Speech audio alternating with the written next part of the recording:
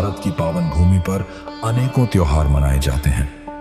कुछ उत्सव ऐसे होते हैं जो केवल धार्मिक अनुष्ठान नहीं बल्कि मानवता के मूल्यों का प्रतीक बन जाते हैं। ऐसा ही एक उत्सव है ओडिशा के पुरी में भगवान श्री जगन्नाथ जी की रथ यात्रा, जहां हर वर्ष आषाढ़ शुक्ल द्वितीया को संपूर्ण विश्व का ध्यान आकर्षित होता है।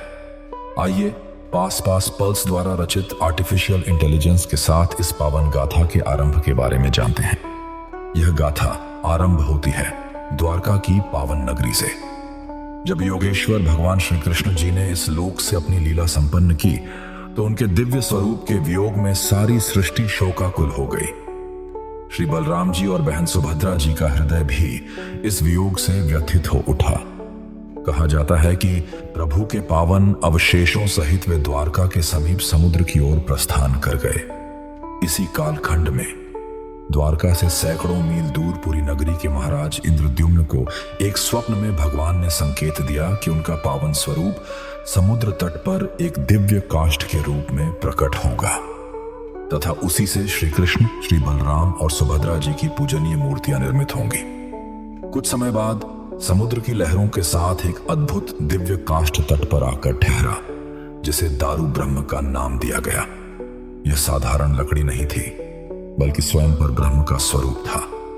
ठीक उसी समय स्वयं देव शिल्पी विश्वकर्मा जी एक वृद्ध कारीगर के रूप में आगमन करते हैं।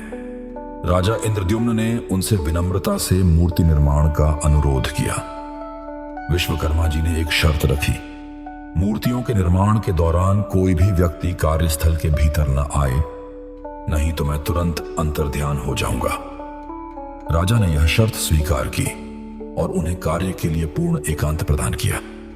कई दिन बीत गए, कक्ष से कोई आवाज नहीं आई। राजा का हृदय चिंता से भर गया। अंततः धैर्य की सीमा समाप्त हो गई। राजा ने द्वार खोला और देखा कि विश्वकर्मा जी अंतर्ध्यान हो चुके हैं। 3 मूर्तियां अधूरी अवस्था में थीं। राजा इंद्रद्युम्न समझ गए कि यह भगवान की इच्छा है। उन्होंने निश्चय लिया कि यही मूर्तियां भगवान का सच्चा रूप है। राजा ने इन मूर्तियों को स्थापित किया। इन्हीं पावन मूर्तियों के साथ आरंभ हुई रथ यात्रा की महान परंपरा। हर वर्ष भगवान श्री जगन्नाथ, श्री बलराम जी और सुभद्रा जी अपने अपने भव्य रथों में विराजमान होकर मुख्य मंदिर से गुंडिचा मंदिर अपने ननिहाल की यात्रा करते हैं। लाखों श्रद्धालु उन विशाल रथों की रस्सियां थामते हैं तो एक अद्भुत दृश्य देखने को मिलता है। सभी एक ही स्वर में जय जगन्नाथ का उच्चारण करते हैं। उस क्षण लगता है जैसे संपूर्ण भारत की पल्स एक ही लय में चल रही हो। यह वही क्षण है जब समझ आता है कि यह उत्सव केवल एक धार्मिक परंपरा नहीं, यह हमारी आध्यात्मिक विरासत और भारतीय संस्कृति का जीवंत अनुभव है। जब रथ को खींचते लाखों हाथ, तब चलती है भारत की पल्स एक साथ।